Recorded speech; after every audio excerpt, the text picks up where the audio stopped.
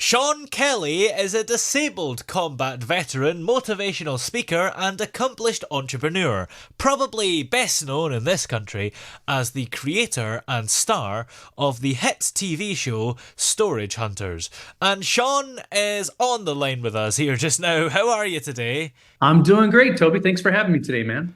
So, I want to talk about Storage Hunters first of all. How did that idea actually come about? Because it is quite a unique idea, isn't it? So to be honest with you, I kind of fell into the idea. Hmm. Here's what happened. I was about to turn 40 years old. I am currently 53 now, but I was about to turn 40. I was working at a newspaper in San Diego as the sales development manager, kind of running the advertising department. And I had been doing stand-up comedy at night. It was my hobby. Hmm. And I'm about to turn 40. And as you do with a big birthday, I kind of look back at my life and I realized I had never taken one single step towards trying to accomplish my big life dream. Ever since I was a kid, I'd always dreamed of being on television. I wanted to have my own TV show. But here I am about to turn 40. I'd never done anything. I'd never been on an audition. I'd never done community theater. I didn't know anything about show business. And I thought to myself, what am I doing? What am I waiting for? So 2 days later, at my 40th birthday party, I tell all my friends and family, hey, listen up. I'm going to have my own TV show and it's going to be a worldwide hit. And my friends were super excited for me. They were like, dude, that's awesome. What channel is it going to be on? I'm like, oh, I don't know yet. And they're like, yeah, okay, but what's it going to be called? I'm like, I don't know the name. And they're like, but what's it about? I'm like, oh, I don't know yet. And they're like, what? Like, this is more of like a dream. And I go, yeah. So then my friends started laughing at me. But my wife had seen me reinvent my life and my career multiple times very successfully. So my wife goes, hey, listen, if it's a TV show that you want, I know you're going to get it. I just know you. And 9 months later, I was starring on Tru TV, and I made 6 seasons on Tru TV. Then the show started airing worldwide on Discovery Channel in 127 countries. The American version took off in the UK on Dave. Hmm. Viewers that found it really loved it. And so after the American version got canceled, I ended up going and meeting with the heads of UK TV who run Dave, and worked out a deal where my wife and I would move to London, make the British version. So we made Storage Hunters UK, and then after that, we created Celebrity Storage Hunters, where we had amazing British celebs come on and bid on units and give their profits to charity. We had all kinds of cool celebs come on the show. Wow. And literally for a total between the US and the British version for a total of 12 seasons, I spent several years on television living my dream. And so that's how it all happened. And I'll tell you how I came up with the show idea. I told everyone at that birthday party, hey, listen, this is what I'm going to do, right? And then 2 days later, I was doing a charity auction because I had been doing charity fundraising auctions for nonprofits. So I do a charity auction and in La Jolla, California, and this guy walks up to me and he goes, "Hey, dude," he's like, "You should come do my storage auction. You're a great auctioneer." And it turns out that his brother, who owned the storage facility, was an advertiser at the magazine or the newspaper where I was selling advertising. So I kind of knew his brother a little bit. And I go, "What's a storage auction?" And he goes, "Because there was no TV shows, it didn't exist."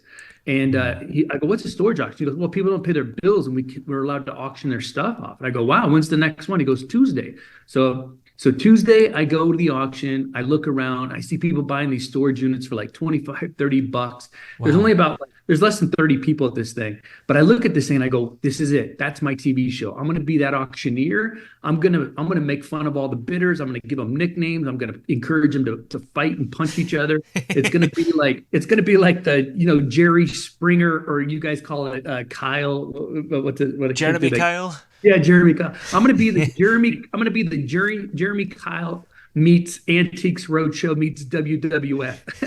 And so I went into the office and I said, "Hey, can I do your next auction? And I'd like to film it." And they're like, "Well, so I ended up convincing these guys. I said, "Okay, dude, but you better not suck." So I went out and I talked to the bidders. I'm like, where do you guys sell this stuff? And they're like, oh, we sell it at the swap meets. So for the next 5 weekends, every Saturday, every Sunday, I went to all the swap meets, which is kind of like the car boot sales in the UK. And Yeah. I just had a notepad and I said, hey, I'm going to have a huge auction. Do you want to give me your phone number and your email address? Do you want to be invited? I signed up 2,000 people over like probably about 5 weekends. And then I promoted the hell out of my first auction. I hired a guy who I'd met was a wedding videographer. He would like Oh. videotape weddings. I hired him to come film it. And my very first auction, I had 800 people show up. It was a madhouse. And we filmed it. And then I took that reel, which was about 3.5 minutes long. I called in sick to my work and I said, hey, I need the next 3 days off. I need to take 3 vacation days.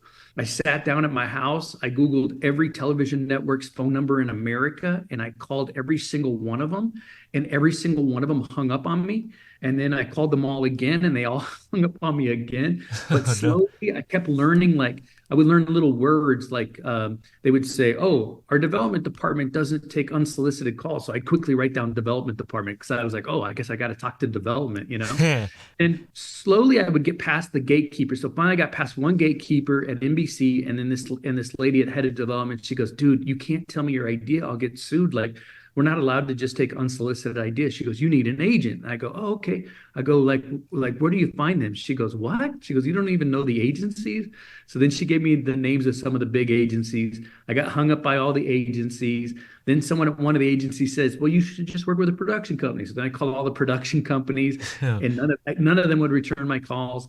And the long and short of the story is this: I never gave up. I got rejected by every television network twice. I got rejected by all the agencies. I got rejected by all the production companies. And then what I finally did was I took my video. I bought a domain name. Only thing I put on the website was just my video, and it said, "Here's your next hit television show." I bought Google AdWords and I bought 80 search words and phrases that I thought maybe someone looking for a new TV show at a production company might type into Google. I targeted them all towards Santa Monica, where all the production companies are in California. And 3 weeks later, I get this call from this guy, and he's like, "Hey, is this Sean Kelly?" And I go, "Yeah." He goes, "Dude," he goes, "we saw your video. We think it might make a good TV show." I go, "That's why I made it." He goes, "Well, listen, we're not a production company." He goes, we're a motion graphics company, but the owner of our company was at the dog park yesterday, met this woman who owns a production company who said we can come pitch show ideas to her. We found your video. We want to pitch your idea to her. Do you want to partner with us? I said, hell yeah. So I go to LA, meet these guys. We go meet this woman. And a few months later, I'm starring on Tru TV. But Wow. again, it wasn't that simple because the first pilot that we made, the company that they hired to make it, the guys who were in charge of it, they kept telling me, they're like, "Hey, quit joking around. Don't give people nicknames. Hey, don't be so like tame your energy down." So I kept like taking their advice. And then the network saw the pilot we shot. And they're like, well, "This sucks. What happened to the guy that was all explosive?" And I'm like, "Are you guys not talking to each other?" Mm. So they were going to cancel it right after that. They weren't even going to air the pilot. So then I went back to him and I said, "Look, I'll do this for free if you let me just be myself." So we refilmed it. I was my crazy self and they aired that. And it was the highest rated show in the history of Tru TV. And they ended up buying 2 seasons right after that night, like the very next day. And Wow. that's how that was my origin story. And that's how it all happened. And that's why the thing I'm doing now, Toby, is I'm basically trying to pay it forward, and I've created this thing called Do the Big Dream for Mm. people that they've got a big gigantic dream and they don't know the first step of how to get it accomplished. And so I created this website. It's called dothebigdream.com. And then when you go there, really, it just kind of tells my story. But then what it does, it links to a private Facebook group that you could join for free. And then I'm kicking that thing off next month. So what I'm going to be doing in there, I think we got about 140 some members in there now. But what I'm going to be doing is figuring out what people's big dreams are, and then teaching them the skills that I think that they need based off of my own experience. So I'm going to teach them pillar skills, and then I'm going to teach them a 15 step formula that I always follow when I want to accomplish something new. And my goal is to try to like help as many people accomplish their crazy dreams as possible. And maybe someday I'll collect all those stories of the people that I've helped, and I'll write a book myself because I have a friend, Toby, who's a famous actor in America. You guys probably know him in the UK.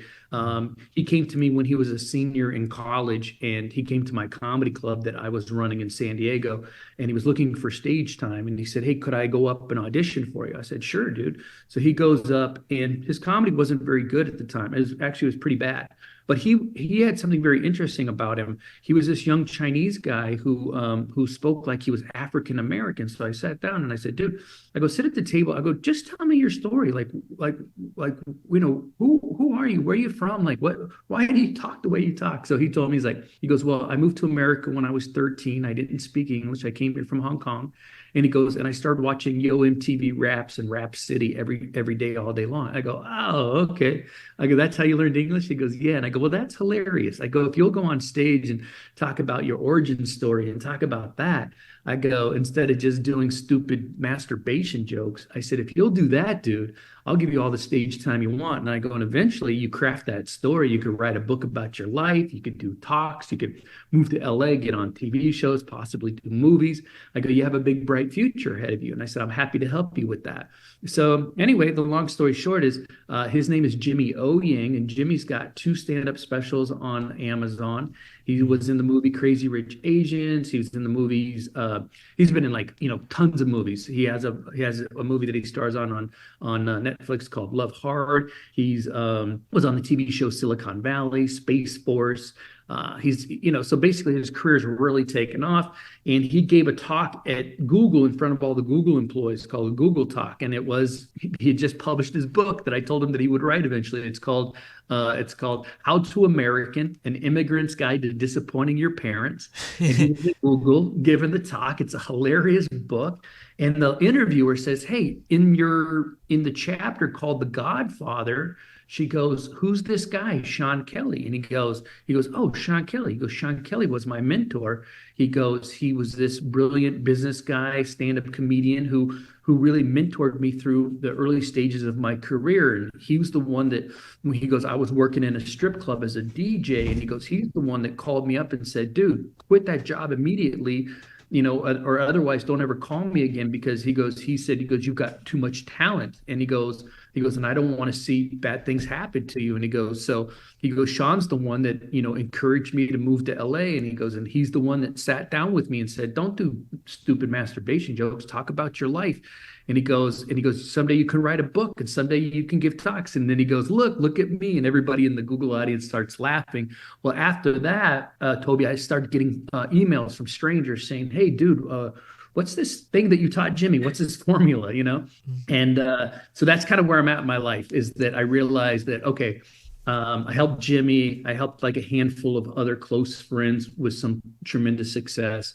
And I thought, this is pretty amazing. So that's why I'm doing Do the Big Dream. And I'm hoping that I'll get a bunch of people that will go through. We'll have a bunch of great success stories. And maybe someday I'll be able to publish a book talking about all the successful people and their incredible dreams and what they did. Absolutely. And Do the Big Dream, focuses on coaching people to achieve their big lifelong dreams. So what are some of the key principles from the formula for achieving people's dreams? Yeah, I'm glad you asked that, Toby, because so first of all, I'd like to just tell you my own story and how and why these things are important, right? I'll tell you a little bit about my background. So we moved to Germany when I was 10 years old, and my father was a life insurance salesman. He sold life insurance to American GI stationed in Germany, but we went there when I was 10 on a 3-month tourist visa, and we stayed for many years as illegal aliens. Wow. And so I grew up in Germany as an illegal alien. And when I was 11 years old, my dad came to me and said that he really needed my help because he wasn't allowed to go into the army housing areas and knock on the apartment doors to try to solicit insurance. But he thought that his 11-year-old kid could do it and get away with it and go get lead cards filled out for him. And that's what I ended up doing. And I'll tell you that story if you want to hear it. But more importantly, what I learned from doing that was I learned how to overcome the fear of rejection. So overcoming in the story and what I learned and how I learned it is extremely powerful. And so that is one of the things that I teach people is that when you have to be able to eliminate the fear of rejection. I literally have no fear of rejection. I call it my superpower, because I don't view what most people view as rejection. I don't view it as rejection. I view it as a learning opportunity. And when I'm learning something new, endorphins are being released in my brain and it feels good. And I know that I'm getting closer to achieving my ultimate goal. And I'll tell you the story because it's a pretty powerful one, but I'll circle back to it. So that's the first thing is I teach people how to basically overcome their fear of rejection and to make it work for them. And then the second thing I do is I teach people how to have a sincere level of confidence. And I tell them a lesson that I learned from an Olympic gold medalist in Switzerland when I was 15 years old, a conversation that I had with an American gold medalist. And it changed my life. And it really made me realize where that confidence comes from and how to build it and use it going forward. And then the third thing that I teach people as a foundation pillar skill is I teach people how to sell because no matter what it is you want to do in life, you have to be able to sell other people on your ideas or your dreams, or you have to convince people to go along and help you or to open doors to get to where you want to go in life. So you need to know how to sell. So I teach people the 5 basic steps of selling, which is build rapport, identify needs, present your service, overcome objections, and kind of close the sale or get the deal. So those are my 3 pillar skills that I teach people initially, which is how to get rid of fear, how to have a sincere confidence, and how to sell. Then once you learn those 3 things and you've got them mastered, then we go forward into a 15-step formula that I've created. Now, this 15-step formula, it's not like I just thought this formula up. What I did is I went over through my life and I thought, wow, at one point in my life, I went from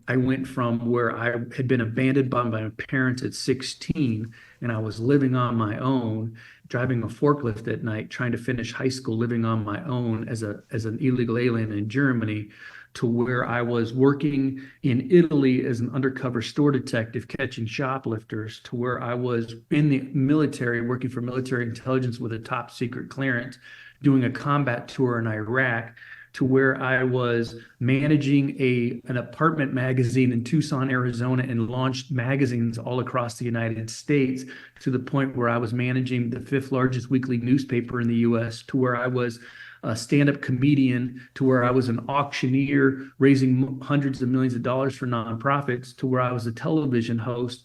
When I did all of these different things in my life, I went back and I thought, okay, what were the lessons? What were the things that I would do? How would I do it? And I broke down the steps of how I would do each of these things. And I came up with the 15 steps that I always follow. So if there's something new and gigantic that I want to accomplish, I go through these 15 steps. The 15 steps are kind of big and comprehensive. So instead of like covering them all here, if someone wants to come work with me, the Facebook group is free. Come join in, come learn. But I'll give you the first couple steps. So after you've mastered those pillar skills and you basically have no fear of rejection, you have a sincere, authentic self-confidence, and you are able to sell anyone anything at any time. Once you can do those 3 things, then the first step that I teach you in the formula is visualization. It all starts with you being able to see the dream that you want. And it can be crazy. It could be audacious. It could be something that seems impossible. It could be as crazy as a guy 40 years old with no show business experience telling all of his friends and family without even a show idea, hey, I'm going to have an international television show. It's going to be a worldwide hit. It could be that crazy. And then, so you have to start with the visualization. You have to see it. Then the next step is you have to sell yourself. So the most important sales call you're ever going to learn and you're ever going to go on when you learn how to sell is the first sales call. The first sales call is you're going to sell yourself. And then you're going to believe with all your heart, beyond a shadow of a doubt, that this is something you can accomplish. And then once you can see it and once you believe it, then you're going to write it down. So those are basically, and you're going to write it down in extreme detail. So those are the first 3 of the 15 steps. And so, yeah, so that's what I'm doing. And I'm excited about it because I have friends who've come to me who've said, like, I had a friend come to me once Toby, and he goes, hey, listen, he goes, Sean, he goes, he and I were doing stand-up comedy together. Comedy was his hobby, but his day job was he was working as an auto mechanic. And he came to me and he goes, dude, he goes, here living here in San Diego is where I lived at the time.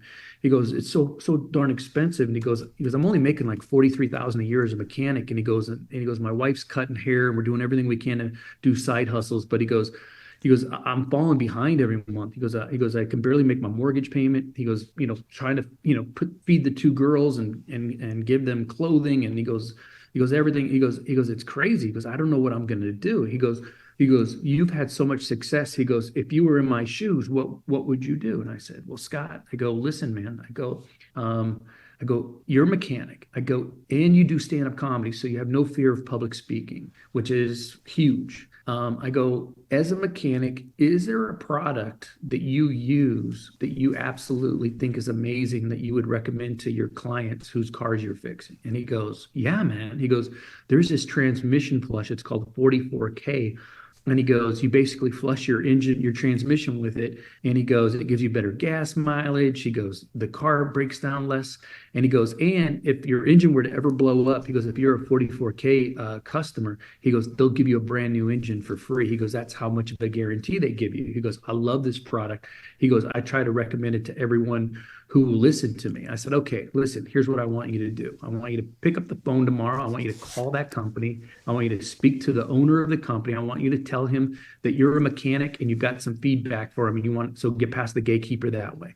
And then he'll get on the phone with you. When you get him on the phone, I want you to tell him what an amazing, huge fan you are of his product, how much you love it, how much you recommend it to all your clients. I want you to tell him that you're a stand-up comedian, that you get up in front of big audiences, you're not afraid of public speaking, and that you only want one thing in life, and that is to come to work for him and sell his product. And he goes, what? He goes, I don't know if I could sell. I go, dude, I could teach you to sell in an hour. I go, just do that. And this guy's going to offer you a job and it's going to change your life. So the next day he makes the phone call to his credit. Because that's the other thing. You got to take the action. You can give people great ideas, but they don't take the action. Next day he calls the guy up. Guy gives him a job. To this day, Scott now runs the entire West Coast of the United States for that company. He oversees California, Oregon, Washington, Nevada, and Arizona, and he makes over $500,000 a year doing it. His complete life has changed. He travels the world. He owns a big, beautiful home. He drives nice cars. And I always get texts and things from him where he'll like share incredible life moments with me. He's like, dude, I'm doing this and it's only because of you, and it feels awesome. Absolutely. And you yourself have had an incredible and diverse career journey. You've served in the army and worked in advertising sales. So how did your early and just life experiences in general shape your approach to challenges and opportunities? Yeah, I'm glad you asked that because that'll lead back to those other two stories I told you about earlier. Because so again, I feel like my superpower is being able to like not have any fear of rejection and just eliminate fear altogether. Because that's what holds 99.9% of people back from realizing their true life's purpose and really accomplishing what they were placed here on earth to do. And it's this fear that people have, and that fear is real, man. It's nothing to joke about. It's a real thing. But I want to tell you and share with your listeners what I teach people, and it's through my own personal life experience, and it happened when I was 11. So when I was 11 and my dad decided that he wanted me to go door to door and get lead cards filled out for him so he could go back and try to sell life insurance to these people. The very first day he drove me into the housing area, and this wasn't allowed. It was like completely against the rules. So he drives me into the U.S. Army housing area in Hanau, Germany, right across from an army base called Pioneer Kaserne. And so he drives me into the housing area and he goes, I'll meet you right back here on this corner in 2 hours. Go see how many cards you can get filled out. I did not want to do this. I was 11 years old. I was scared. I did not care. My dad told me that for each card I got filled out, he would pay me $1. But then if he went back and sold them life insurance, he would pay me an additional $25. I could care less. I didn't care about the money. Mm. All I cared about was this scared the hell out of me and I didn't want to do it. But my dad had said, the family's counting on you. We really need these leads. If I don't have these leads, I can't sell life insurance. If I can't sell life insurance, we can't get commission checks. I can't buy groceries. I mean, a really heavy load to place on an 11-year-old, right? Yeah. So I go in, I start knocking on doors. People are like, "What the hell are you doing, kid?" They're like, "There's no soliciting. Go away. I don't have time for this." They're like slamming doors in my face. So a couple hours later, my dad meets me back in that corner, and I'll never forget this because my dad pulls up.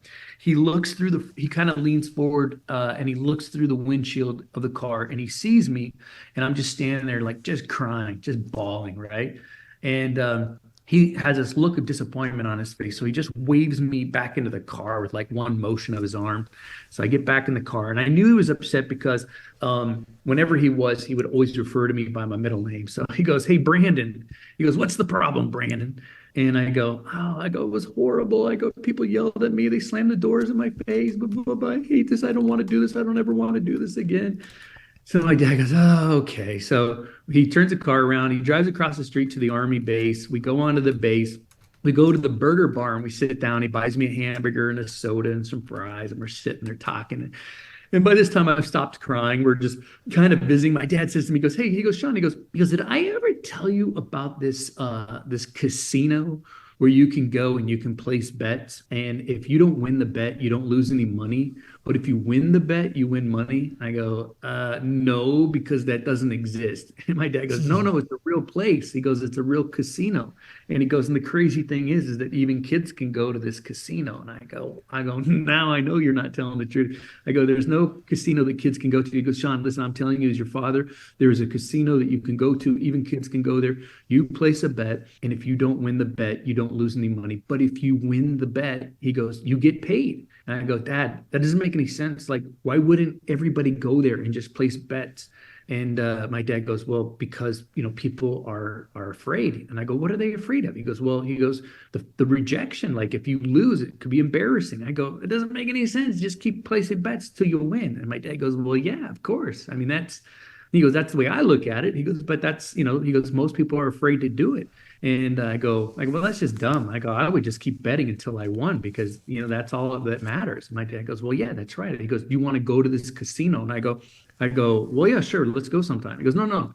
He goes, "Do you want to go to the casino now and win some money?" I go, "Yeah, okay. I'd like to go to the casino and win some money." You mean right now?" He goes, "Yeah." So we walk out of the burger bar, we get in the car, we drive off the army base, and drive straight back over into the housing area. And I go, "Whoa, you trying to trick me? What's going on?" I go, "This is the housing area."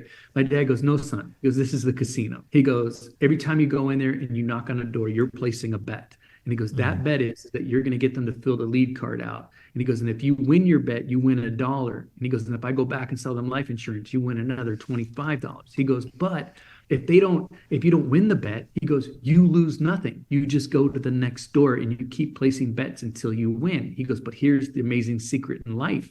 He goes, "The better you get at what you say, you get to increase your odds of you winning the bet." He goes, "So the better you get at it, the more bets you will win." And he goes, "So do you want to go into the casino and give it a try?" And I go, "Okay, yeah." He goes, "Meet me back here in 2 hours." So I go into the housing area, I start knocking on doors. 2 hours later, my dad comes back to meet me on that same corner. This time he pulls up, he looks through the windshield, and I'm smiling like ear to ear. He starts smiling. I get back in the car. He goes, "So how did you do in the casino?" And I reach into my bag and I pull out and I said, "I won 27 bets." And I handed him 27 lead cards filled out. My dad goes, "Oh my God." He goes, "How did you do it? How'd you get 27 filled out?" I said, "Well, I went to the very first one and I just told the lady, I just said, 'Hey, you fill this out and you get all this free information. Plus you get a free brass plated social security card. Everyone in the building is going to be doing it. So I assume you're going to want one as well.'" And she said, "Well, of course I want one." And so she filled the card out. Then I went to her neighbors and I just said, "Oh, hey, Sharon, right across the way here just got this and it's free. And I assume you're going to want one as well." And the lady goes, "Well, of course I want one." And I said, and I just kept doing that throughout the whole building. And my dad goes, "That's great." He goes, You increased your odds by what you were saying." And what my dad didn't realize at the time, my dad must have had to come up with that analogy in order to overcome his own fears of selling life insurance. But I Mm. think what my dad didn't realize at that time, which I learned later in life, is that the fear of rejection is actually hardwired in the portion of our brain where we feel physical pain, and it's a real thing. And the reason why it's there is because Mother Nature learned a long, long time ago, back when we were tribal, that like if this person does something stupid to piss off the tribe and gets kicked out, your chance of being eaten by a wild animal or killed by enemies is pretty darn high. So it's hardwired in this place that will kind of stop this person from taking too many risks and pissing off the rest of the tribe, right? Yeah. So it's hardwired in a place in your brain where you really like that fear of rejection is real, and it really you feel it in your you feel it like you physically feel it when you start to tremor a little bit. But what I also learned is that we have another section in our brain called the reward system where it releases endorphins. So it turns out humans, we love to learn things and we love to go for goals and we love to achieve goals. But it turns out that when you're going for a goal, when you actually accomplish the goal, that's not when the most endorphins are released. The most endorphins are released is as we're learning new things that are going to take us to accomplishing our goal. So as we learn the new steps that are getting us to our goal, that's when the endorphins are being released and it feels really good. So what I did was I moved my from the fear of rejection, I moved it over to the reward center. So now whenever I want to do something new or learn something new, or I want to go try to accomplish something amazing that's going to require me to go through what most people perceive a lot of rejection, like the way every TV network rejected me twice, how every agency rejected me twice, how none of the production companies wanted to work with me and they all rejected me. The difference is that I just learned as I went along, and it didn't feel bad. It felt good, and I knew that I was getting closer and closer to my goal. And so I had no idea when I announced at the birthday party how in the world I was going to ever have a TV show, but I did it. And then I went out and I figured out how to do it. And the secret here is not it's not the rejection. It's the secret is that lots of rejection as fast as possible, learn as much as you can, as quick as you can, and keep taking action until you achieve your goal. So the fact that I started off with like not knowing anything about show business, and then 9 months later I'm starring on TV, and then a few years later I'm starring on a show in the UK. It was all because of my belief that I have no fear of rejection. Instead, I view it all as a learning opportunity. So that's the one story from my childhood, and that experience that I had with my dad when I was 11 was life changing. And then I had another experience when I was 15. See, Toby, when I was a kid growing up, my dad, because he was a life insurance salesman, he sold on commission. Sometimes we had paychecks and sometimes we didn't have paychecks. Mm. So it was feast or famine. Sometimes we had plenty of money, and then sometimes our electricity would get shut off, or sometimes our water would get shut off, or sometimes we get eviction notices, or sometimes the car would get repossessed. So I was one of these kids. I had always wanted to be on the ski team, and the town that I lived in had a ski team, a race team, but I couldn't afford to be on the team.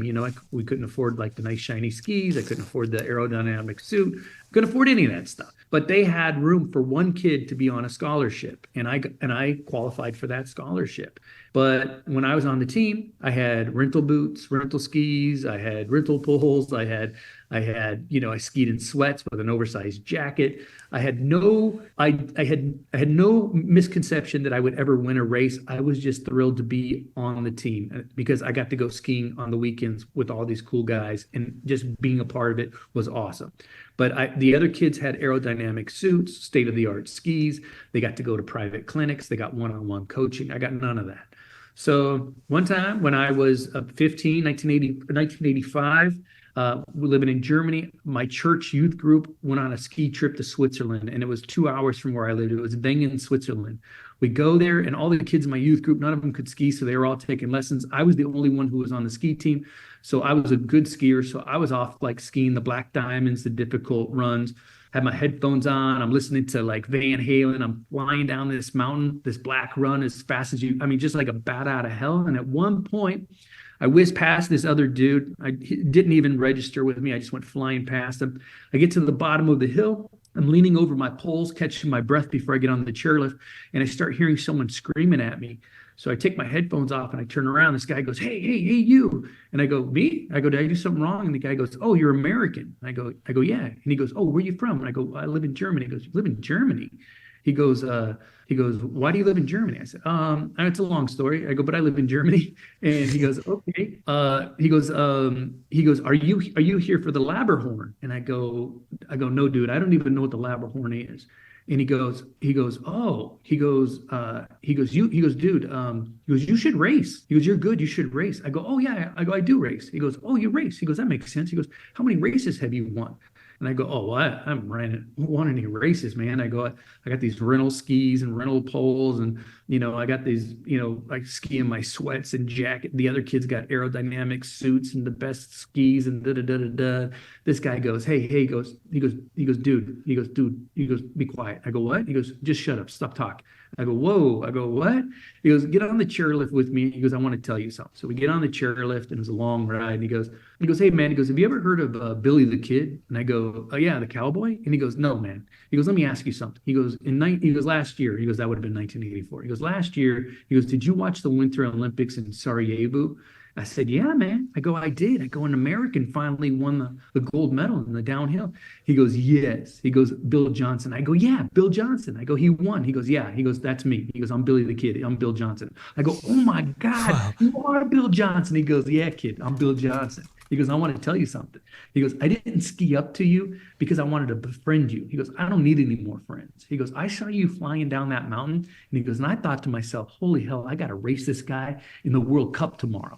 He goes, in the Labrador. And he goes, I wanted to get in your head and mess with you. I go, really? He goes, yes. He goes, you're that good.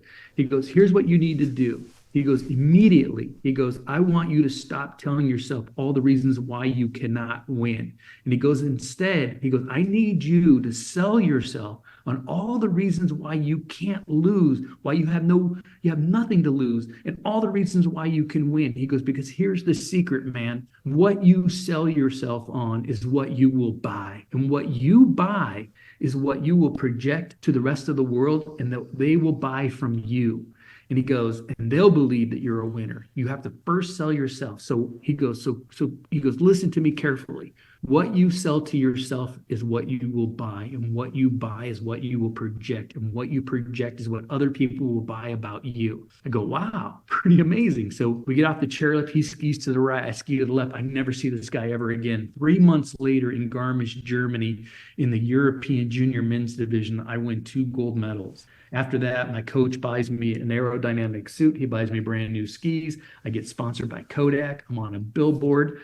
I mean, everything changed. And I realized, wow, this guy gave me the secret to finding that sincere confidence. Now, of course, the first step to sincere confidence is you have to sell yourself, and you have to believe it and project that you're going to win, and that you're going to do whatever you say you're going to do. And then you have to just go out and do it. And then once you have some actual successes under your belt, that confidence just continues to build.